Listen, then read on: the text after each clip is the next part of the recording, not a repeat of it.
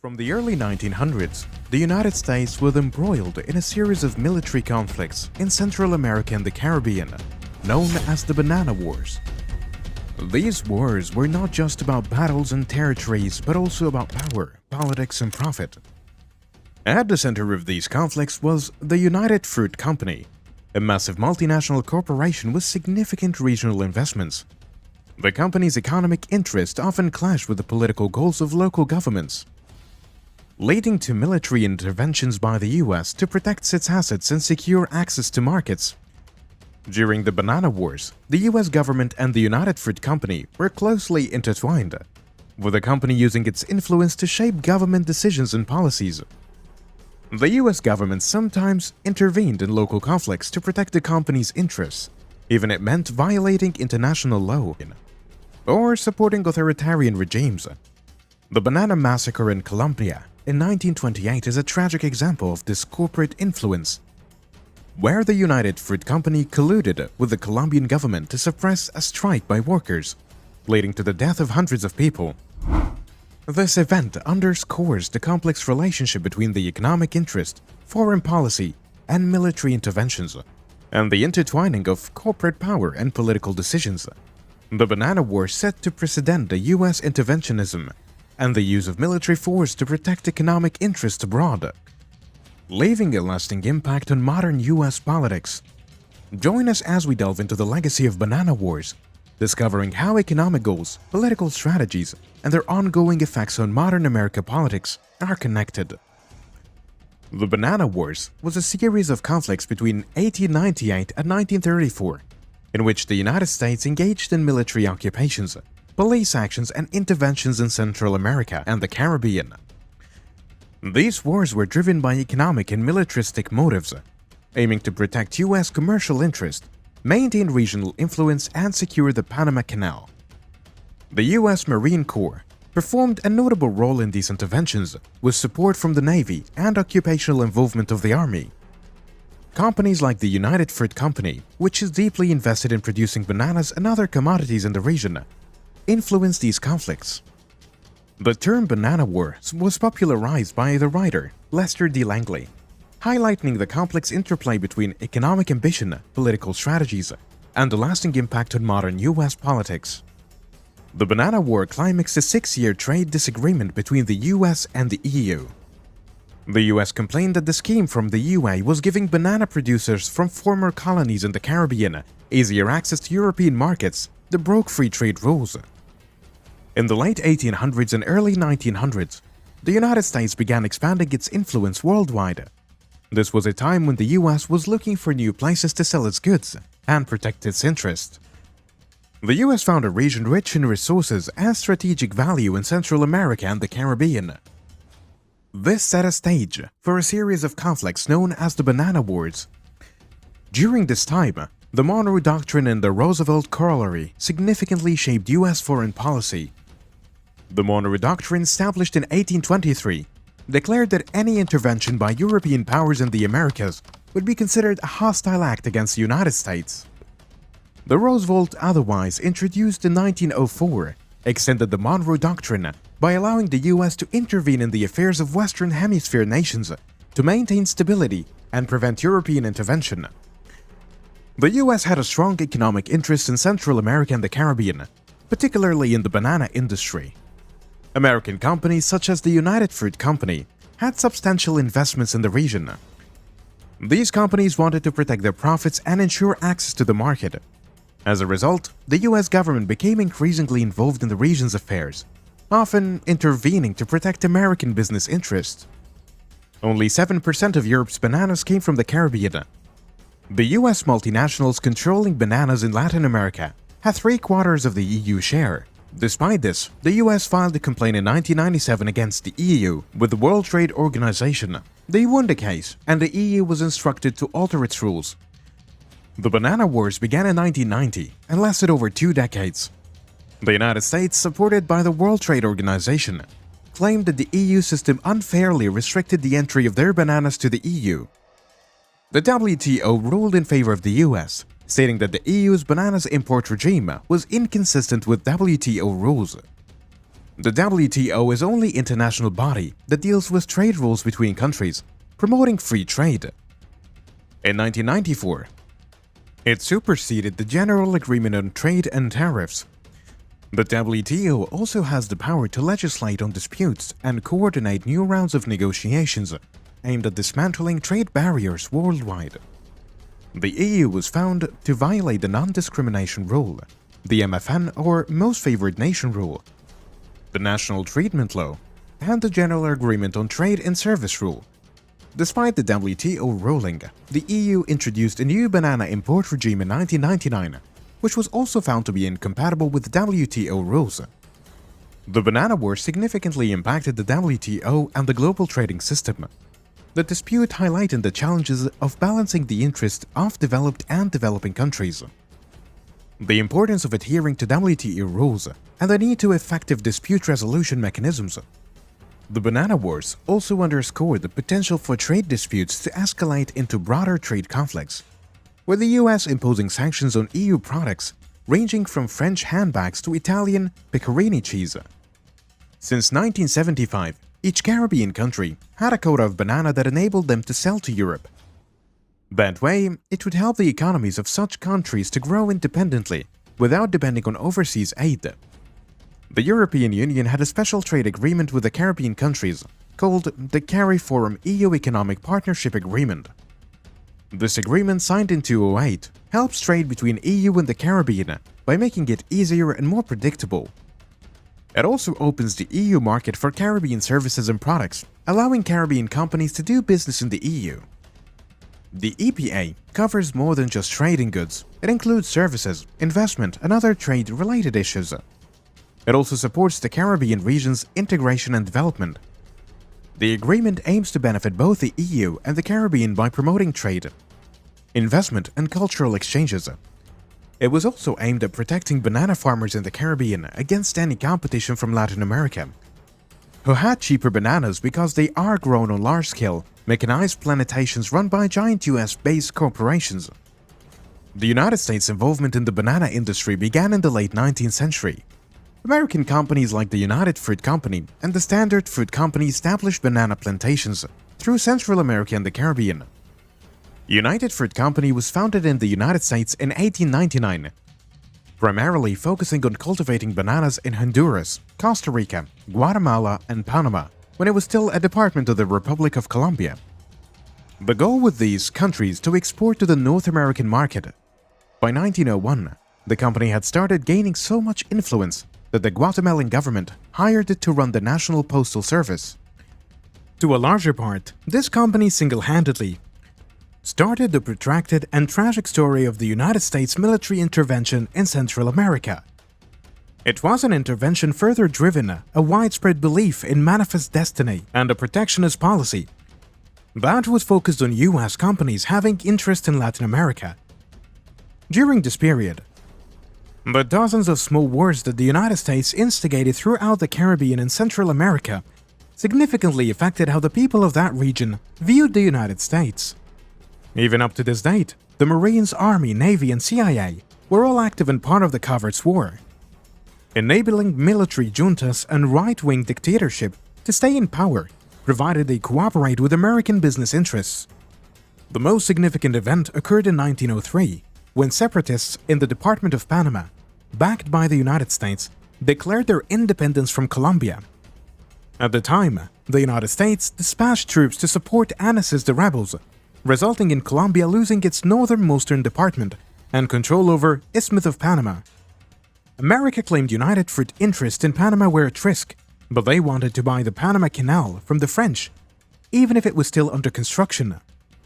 That same year, the US troops also made an intervention in the Dominican Republic and Honduras, protecting United Fruit financial interests. In 1904, Manuel Estrada Cabrera, the 22-year illegitimate Guatemalan president, gave United Fruit a 99-year concession to build and operate at a sizable profit for the company, the nation's only major rail line going from Guatemala City to the Caribbean port of Puerto Barrios. President Estrada Cabrera was declared mentally incompetent and thrown out of office by the National Assembly, before eventually being arrested and jailed for corruption. By 1912, the United States government sent its troops to invade Nicaragua to protect United Fruit. And in 1914, they re-invaded Honduras that same year. US troops also invaded Haiti, and by 1916, it invaded the Dominican Republic and Cuba. In the later case, the American occupation of this island lasted for 17 years, until 1933. In 1924, Standard Fruit Company became a major competitor to United Fruit. And with little steps, America's banana companies and the US government changed Central American nation into client states. United Fruit was intensely infuriated by the move and proceeded to lobby the US Congress heavily, playing the anti-communist card.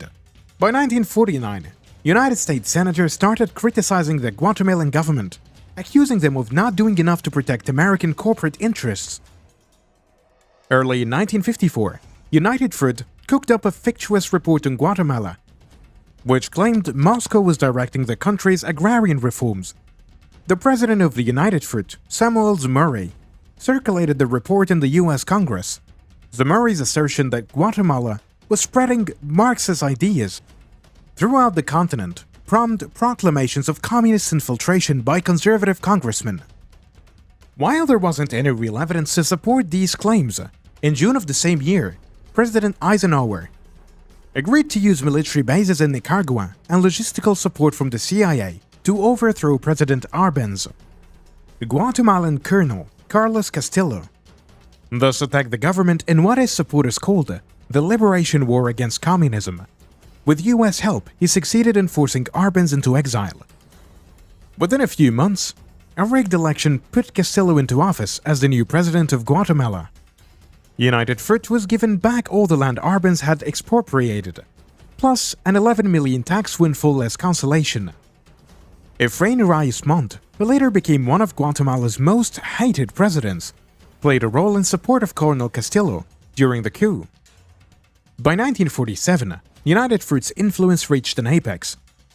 After President Juan Vicente Coas willingly gave his position to Vice President and United Fruit lawyer Juan Manuel Galvez, the government of Honduras and United Fruit were exactly the same, just the way American imperialist and the Honduran oligarchy wanted. When World War II began, United Fruit dropped its operation due to the presence of heavy German submarines in the Caribbean.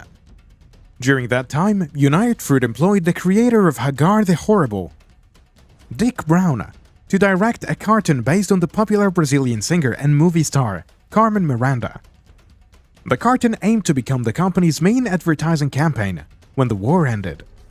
It marked the start of a decade-long successful marketing approach that enabled bananas to become a mainstream food culture in North America. The United Fruit Company began expanding its business in 1958 by obtaining the rights to explore petroleum and natural gases in Panama, Ecuador, and Colombia. In November of the same year, Fidel Castro won the fight against president-dictator Fulgencio Batista and took power in Cuba. Batista had been, for the past 20 years, a puppet of the United States government. After assuming power, his first move was to nationalize United Fruit's holding in Cuba. In the 1960s, United Fruit Company began divesting itself of early ownership and ventured into new industries, acquiring A&W Root Beer and Foster Grant. Meanwhile, the first International Banana Festival was celebrated in Fulton City, Kentucky, with Standard Fruit and Dole sponsoring the event, positioning the city as the banana capital of the United States.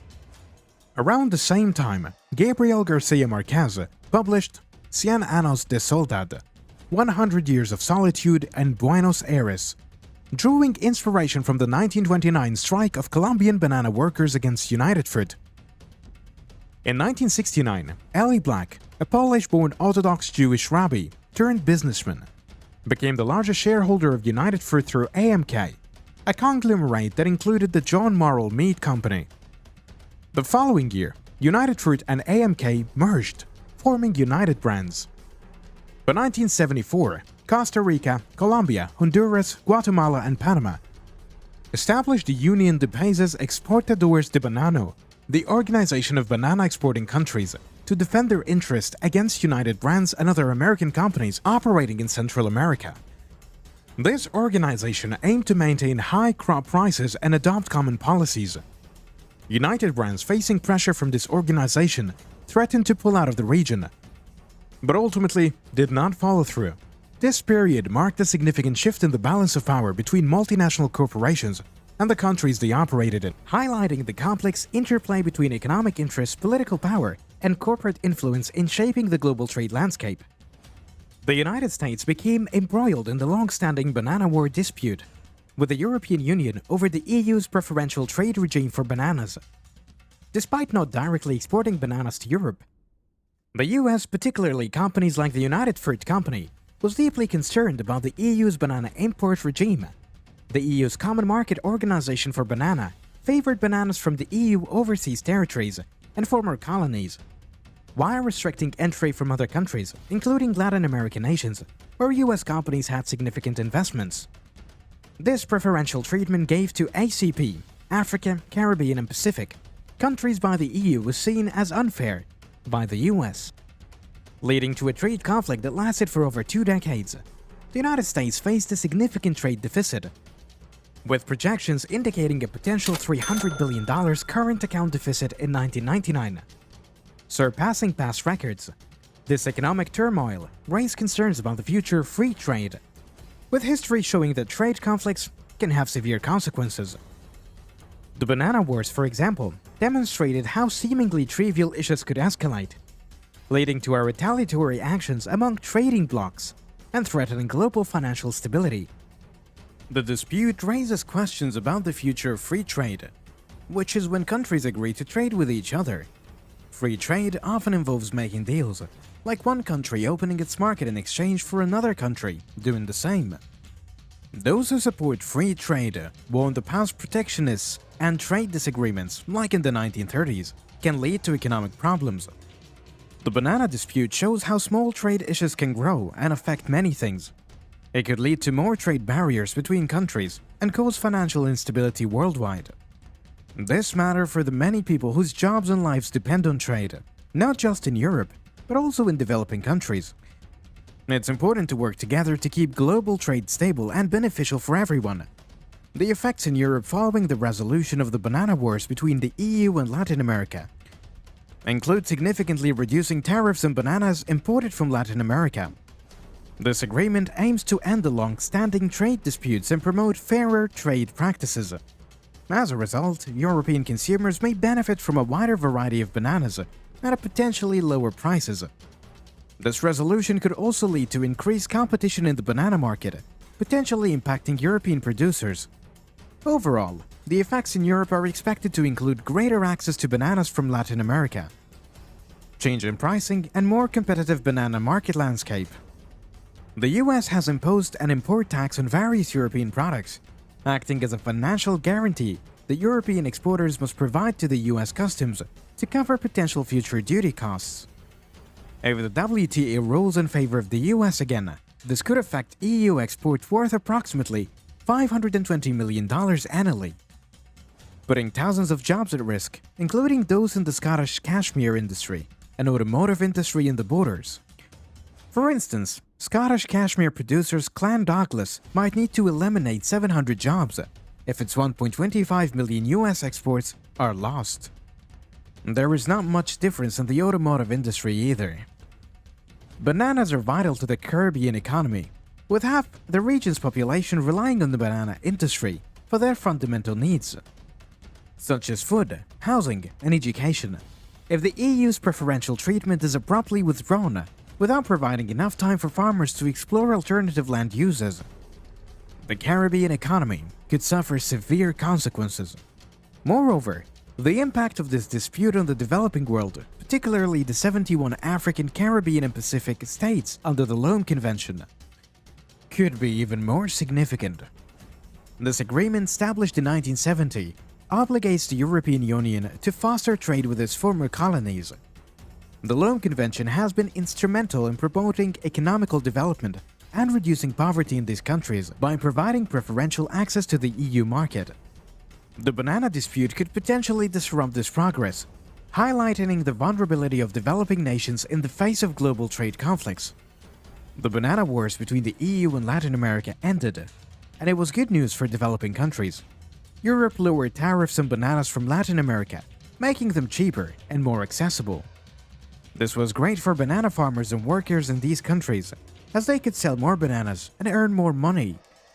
Banana powder, a banana product, also became more popular in Europe. This was good news for developing countries, as they could produce more and export more powder. This could lead to new jobs and industries in these countries. The end of the banana wars also meant a more competitive banana market. This was good for consumers in developing countries, as they could buy more bananas at a lower price and more choices. Under the Loan Convention terms, the EU offered preferential terms for Caribbean imported bananas. If another WTO ruling forces the EU to comprehensively disavow the already strained Loan Convention, new free trade agreements might make the subject, these developing ACP countries and their fragile industries, to the free market. So the tale of the banana wars unfold a chapter in American history that still echoes today. These conflicts fought in the early 1900s in Central America and the Caribbean were not just about battles, they were about power, money, and influence. The United States stepped into these regions to protect its interests and support companies like the United Fruit Company, which had a big stake in the area.